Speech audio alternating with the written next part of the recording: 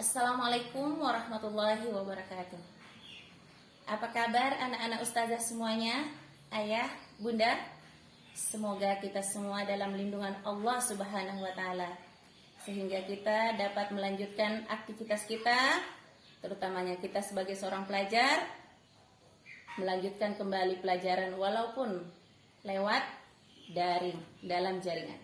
Baik, hari ini kita akan belajar tentang hukum bacaan nun sukun atau tanwin. Sebelum kita mulai pembelajaran, kita berdoa dulu ya. Baik, kita mulai. Bismillahirrahmanirrahim. Rabbi zidni ilma warzuqni fahma. Ya Allah, tambahkanlah bagiku ilmu dan berilah kami kefahaman. Amin. Adapun tujuan pembelajaran hari ini adalah anak-anak ustazah semua dapat memahami hukum bacaan nun sukun atau tanwin. Nun sukun atau tanwin jika dilatinkan sama-sama berakhiran n. Jadi bunyinya n. Jadi jika bertemu dengan 28 huruf hijaiyah, maka hukum bacaannya terbagi menjadi 4 secara garis besar. Yang pertama adalah izhar, artinya jelas. Kenapa jelas? Karena huruf n-nya kalau dilatinkan n itu dibaca jelas. Ada 6 huruf, yaitu alif, ha, kha, ain, ghain, ha. Dia disebut izhar halqi. Kenapa? Karena keluar dari tenggorokan, halqi. 6 huruf, alif, ha, kha, ain, ghain, ha. Membacanya jelas. Contohnya jika bertemu dengan alif, maqamin amin. Jadi n-nya ini maqamin. Ada baris 2 bertemu dengan salah satu huruf hijaiyah, alif. Nah, n-nya dibaca jelas, maqamin amin. Selanjutnya min hamimin, bacaannya apa? Izhar. Kenapa? Karena ada nun sukun bertemu dengan ha. Karena ha ada di kelompok huruf izhar. Min hamim, jadi n-nya dibaca jelas. Selanjutnya ada nidaan khofiyan. Nidaan. Nidaan khofiyan min ghairi, ada nun sukun bertemu ghain, anharun, anharun. Jadi kelompok izhar ini ada 6 huruf, harus dibaca dengan jelas. Kemudian kelompok kedua ada yang disebut ikhfa. Ikhfa ini cara membacanya adalah samar sambil ditahan 3 harokat.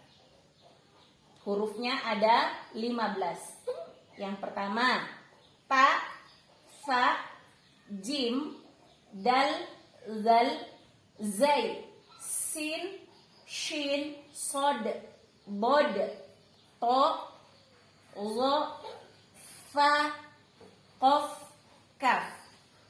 Nah, jika bertemu ada nun sukun atau tanwin bertemu dengan 15 huruf ini, maka cara membacanya disamarkan. Secara umumnya samarkannya jadikan eng sambil ditahan 3 juga.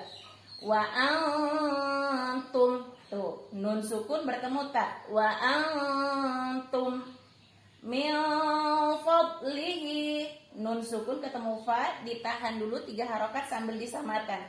N-nya tidak boleh jelas, bukan min tapi min fad. Bibirnya siap mau bilang fa. Min fadlihi nafsin syai'a zillan zalila min qablikum. Nah, kalau nun sukun bertemu qaf itu ikhfa'nya kuat ya. Min qablikum.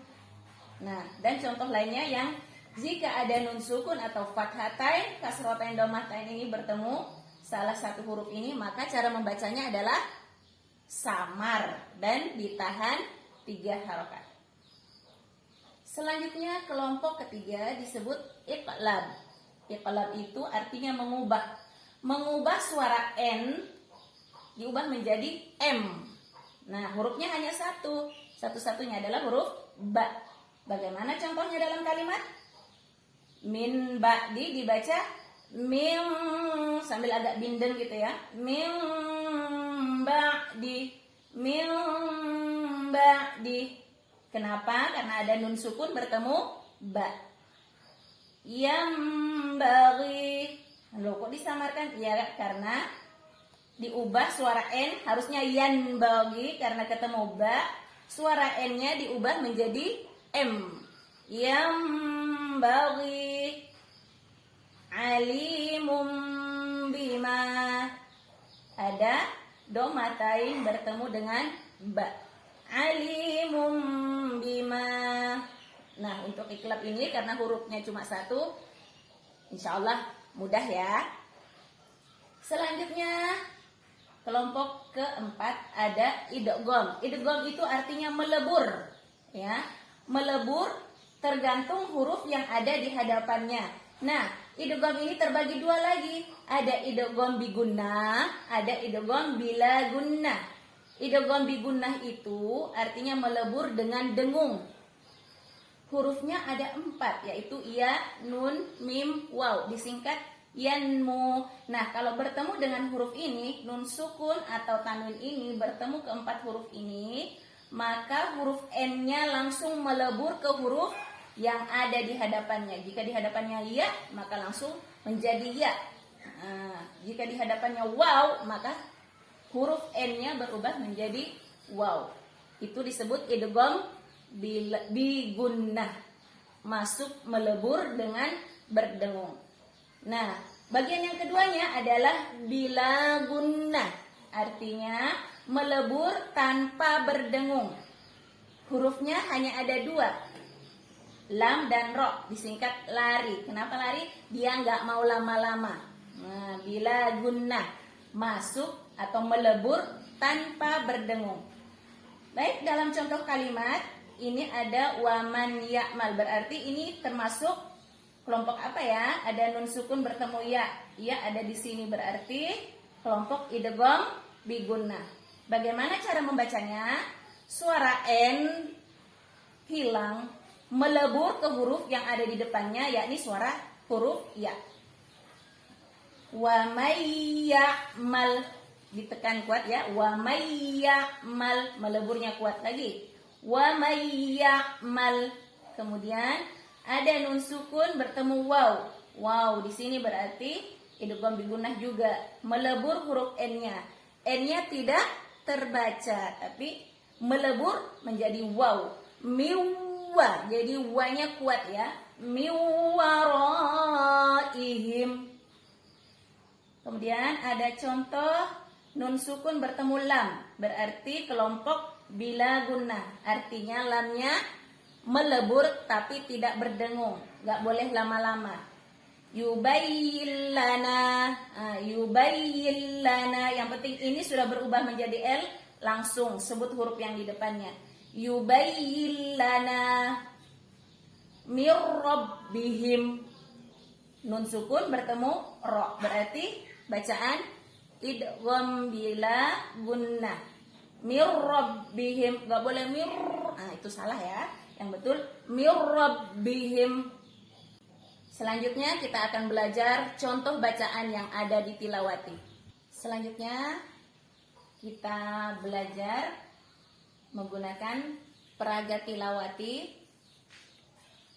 Baik, ini adalah tilawati 5 halaman 1.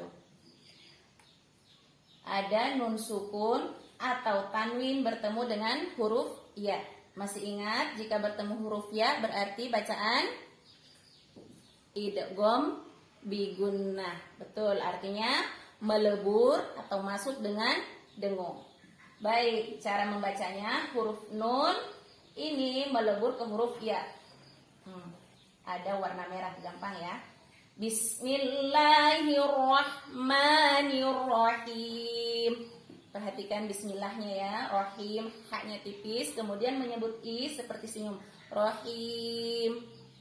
yang tenang. Sekali lagi. Bismillahirrahmanirrahim. Nun sukun atau fathatain, kasrotain, domatain bertemu ya. Bacaan idgham bi gunnah artinya melebur dengan dengung.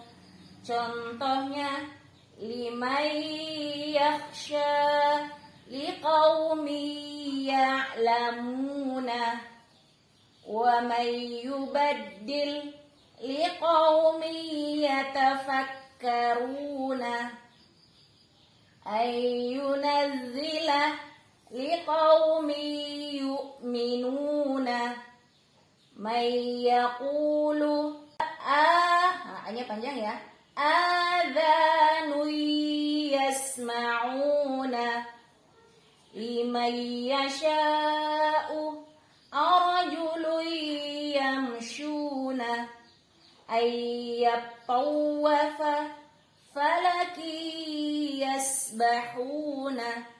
Nah, demikian contoh bacaan idgham bi gunnah. Selanjutnya kita mempelajari contoh semua hukum nun sukun. Baik, kita akan belajar. Kita perhatikan ada nun sukun atau tanwin. Jika bertemu salah satu huruf hijaiyah, kita harus bisa menyebutkan huruf hukum nun sukunnya. Baik, bismillahirrahmanirrahim. Kadzalika naf'alu bil mujrimin. Tidak ada ya, naf'alu tidak ada. Yakhruju min bainis sulbi wat taraib. Ada hukumnya, ada nun sukun bertemu ba, hukum bacanya adalah iqlab. Inna batsha rabbika lasyadid. Yuslauha al-yawma bima kuntum takfurun. Fala yakhafu zulman wala hadma. Apakah ada hukum bacaan di sini? Ya, ada baris dua bertemu waw. Berarti hukum bacaannya idgham bi gunnah. Wa annaka la tazma'u fiha wa la tabha wallazi huwa yut'imuni wa yasqin ghairil maghdubi alaihim waladdallin.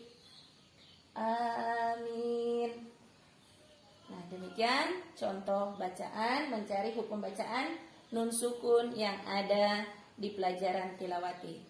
Selanjutnya, anak-anakku semua mencari hukum bacaan yang ada di bacaan kalian, baik itu yang ada di tilawati maupun di Al-Quran yang kalian baca.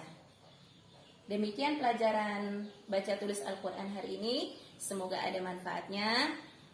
Ustazah minta maaf jika ada kesalahan. Kita tutup dengan membaca doa.